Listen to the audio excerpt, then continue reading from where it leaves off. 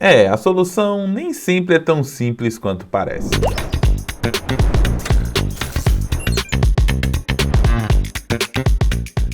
Olá a todos, sejam bem-vindos a mais um vídeo aqui do nosso canal. Tudo bem com vocês? Meu nome é Laender e hoje eu vim trazer aqui a solução do desafio número 2 de Excel da nossa série de desafios que a gente está criando lá no LinkedIn. E o nosso desafio número 2, ele teve aqui algumas respostas interessantes e eu quero destacar aqui uma delas, mas antes de falar, deixa eu mostrar aqui qual era a ideia. O nosso desafio consistia basicamente em encontrar um valor conforme a data especificada aqui na célula C2 dentro dessa tabela de calendário. E eu trouxe aqui uma solução nos comentários, né, utilizando a função soma-c, que era uma solução bem simplista que resolvia o problema aparentemente, né? E outras pessoas, inclusive, nos comentários trouxeram também essa solução. Entretanto, eu quero destacar aqui, né, uma resposta específica, que foi a resposta do Augusto Thomas, que ele percebeu algo aqui muito importante no modelo, que eu já vou destacar aqui. Vou mostrar aqui a ideia do Augusto, que basicamente ele trouxe uma função utilizando o PROC-V, né? Ele trouxe uma solução utilizando o PROC-V, quebra-linhas e paracol, que eu já explico para vocês. Inclusive, quero deixar aqui um abraço para o Augusto, né? Inclusive, nós já tomamos uma cerveja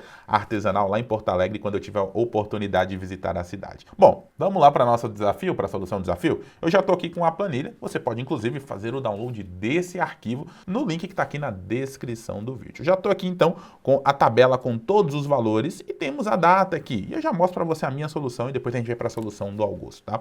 A minha solução basicamente é uma soma-cs que tem um truquezinho que eu já vou mostrar para vocês aqui, ó. Vamos lá, vou começar escrevendo aqui, ó, igual soma-c, né? Vou abrir parênteses e aqui eu vou selecionar o intervalo que nós temos aqui, com exceção da última linha. Isso vai fazer com que eu possa procurar dentro desse intervalo aqui um critério, que vai ser a data que está aqui na célula C2. Eu vou pressionar ponto e vírgula, digitar aqui C2, ponto e vírgula novamente, e agora eu vou informar o intervalo de soma.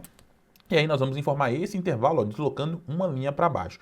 O que essa fórmula vai fazer? Basicamente, ela vai procurar no primeiro intervalo essa data, e aí ela vai somar o intervalo uma célula deslocada para baixo. Ou seja, quando ele encontrar a data, ele soma a célula respectiva, né, deslocada uma célula para baixo, né, uma linha para baixo aqui. Aparentemente, isso resolve o problema, né? A gente consegue ver aqui, ó, 3 do 12, onde nós temos essa resposta, trazendo aqui, né, o valor 583. Se eu trocar aqui, ó, a data 4 do 12, eu posso ver aqui, ó, 647 funciona, né, quase que perfeitamente. Porém, o Augusto, ele notou uma coisa muito interessante. O Augusto, ele percebeu basicamente que todas as datas, né, a gente sabe que são números seriais no Excel. E, eventualmente, um desses valores aqui poderia corresponder ao valor de uma data. Para você entender melhor o que eu estou falando, eu vou fazer o seguinte, eu vou selecionar a célula C2, eu vou formatar aqui como geral. E aqui tem o número, ó, 45.264, que é o número correspondente a essa data.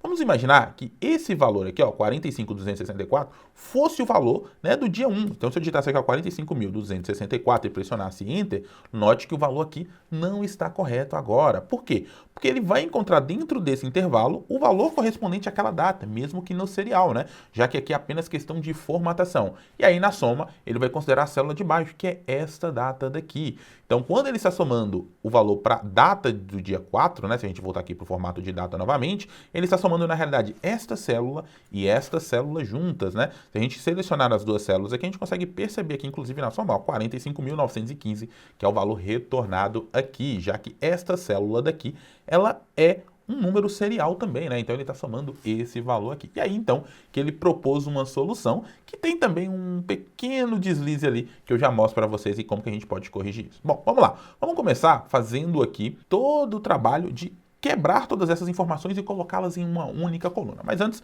deixa eu voltar aqui o valor, né, para o dia 3 aqui, basicamente.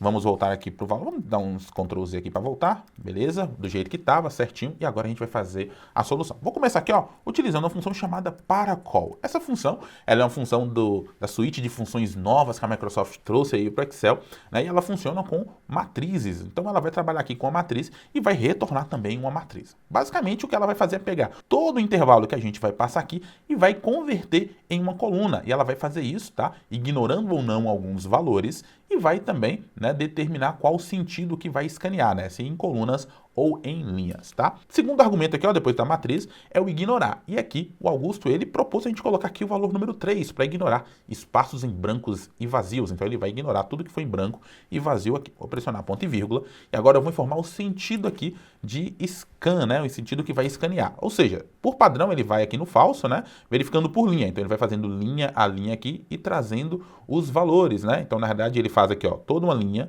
depois toda outra linha, depois toda outra linha. E por coluna, ele vai fazer o quê? Toda uma coluna, depois toda outra coluna, beleza? Para que funcione perfeitamente, ou seja, para que ele faça os pares, né? Valor, né? Data e valor, a gente tem que escanear por coluna. Então, a gente vai colocar aqui verdadeiro, ou, né, como ele colocou lá no exercício, número 1, que equivale ao verdadeiro, né? 0 é falso, 1 é verdadeiro. Vou fechar parênteses aqui, pressionar Enter. Olha o que aconteceu. Basicamente, ele trouxe todos esses valores, né, distribuídos em colunas. Se a gente formatasse isso aqui como uma data, a gente iria perceber exatamente que é a primeira data, ó, 3 do 12, né? Ele está indo por coluna, ignorou os dois em branco. 3 do 12, depois 583. Se a gente formata aqui novamente como data, poderia perceber, ó, 10 do 12, depois 362 e assim sucessivamente. Então, eu já tenho aqui, ó, pares, né, de valores, datas e valores. E aí que vem a segunda função que ele utilizou, que foi a função chamada quebrar linhas. Isso aqui vai quebrar todos esses valores aqui em linhas, conforme um número, né, uma contagem que a gente vai especificar aqui, ó. Então, vou colocar aqui, ó, ponto e vírgula agora, e queremos quebrar em pares, né? Em dois, de dois em dois. Então, vou fechar parênteses aqui, vou dar um Enter, e olha o que aconteceu. As datas ficaram aqui, né? Então, o primeiro valor fica na coluna, o outro valor vai para outra coluna. Depois ele volta para a linha de baixo, o outro valor na outra coluna, e assim sucessivamente. Então, agora nós temos todas as datas aqui nesta coluna, beleza? Vamos formatar aqui só para vocês verem, ó. E eu tenho os valores correspondentes aqui. Bom, eu já montei, né, a estrutura, ou seja, eu transformei, eu modelei ela do jeito que a gente precisa. Agora, ele utilizou, inclusive, a função PROC-V. Olha, a gente tem a função PROC-X nova aí, mas ela não se aplica aqui, né? Já que a gente tem uma matriz aqui e a função PROC-V ela vai fazer mais sentido, porque eu não vou selecionar, né, como a função PROC-X em intervalos diferentes, né? Um valor para procurar, um valor de resposta. Eu tenho a tabela por completo. Então, nesse caso aqui, a função PROC-V ela faz mais sentido, né? Ela vai funcionar melhor porque a gente quer. Então, ó, vou colocar aqui, ó, PROC-V. Vou abrir parênteses e o primeiro argumento da PROC-V é o valor procurado, ou seja, eu vou procurar essa data nessa primeira coluna, já que a PROC-V procura na primeira coluna, certo? Ponto e vírgula, a matriz é essa que a gente calculou aqui, que a gente já estava vendo aqui, ponto e vírgula novamente, e agora o número de índice da coluna, ou seja, eu quero a coluna de número 2, ponto e vírgula, e eu quero aqui, ó, a correspondência exata, beleza? Posso colocar 0 ou falso, como a gente já falou no exemplo anterior. Vou fechar o parênteses, vou pressionar Enter, e olha aqui, ó, vamos formatar isso aqui como geral. Eu tenho 647 aqui. Entretanto, se agora a gente colocar aqui, né, aquele valor, vamos colocar aqui de novo, ó, aquele valor 45,264, aqui, por exemplo, no dia 1, ó, 45,264, perceba que ainda assim ele continua trazendo 647 com essa solução. Mas se você se lembra, eu falei que existe aqui, né, um deslize que eu vou mostrar para vocês aqui e a gente vai corrigir isso também. Vou fazer o seguinte, vou voltar aqui, onde a gente estava na matriz que a gente tinha calculado, né, quebrar linhas e paracol, e aqui o Augusto, ele falou pra gente colocar aqui o argumento número 3, não sei se você se lembra, que é o para ignorar espaços em brancos e vazios, né? Só que acontece o seguinte, a gente deixar o número 3 e, por exemplo, por um acaso, uma dessas células estejam vazias, ó, vou apagar esse número aqui, ó.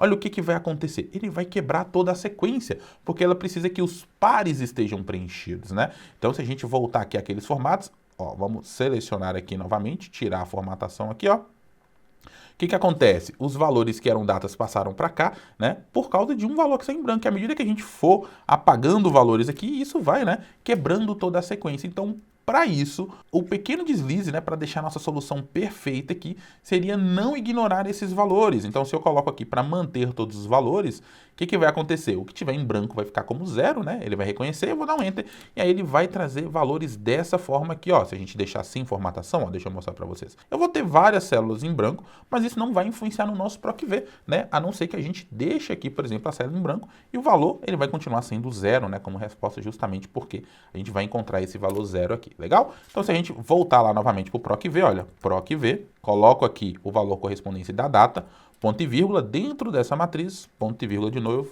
coluna 2, ponto e vírgula, 0 para procurar exatamente o que a gente está querendo, ó, 647, mas mesmo que eu apague aqui, isso não vai influenciar na nossa resposta, legal? Bom, espero que vocês tenham gostado aí, quero agradecer mais uma vez ao Augusto aí pela contribuição, né, com o nosso desafio, foi muito gratificante encontrar a resposta do Augusto aí e saber que vocês também estão não só pensando aí, né, ou só levando em consideração a minha resposta que eu tinha colocado ali, já que tinham várias pessoas, né, já tinham colocado algumas respostas ali, mas que vocês também estão pensando de forma crítica, né, entendendo o que pode acontecer por trás, e é isso que faz você um analista de verdade. Então, vamos ser mais críticos aí, vamos tentar entender toda a solução proposta, inclusive desafiando, por que não, né, esse professor aqui que vos fala. Se você gostou desse e quer continuar acompanhando os nossos desafios, não esquece, ó, mais uma vez, de se inscrever aqui no canal, né, compartilhar esse vídeo aí com seus colegas e, claro, ativar o sininho de notificações para não perder nenhuma novidade. Me segue lá no LinkedIn, que eu estou postando todos esses desafios por lá. Um grande abraço e a gente se encontra no nosso próximo vídeo. Valeu e tchau, tchau!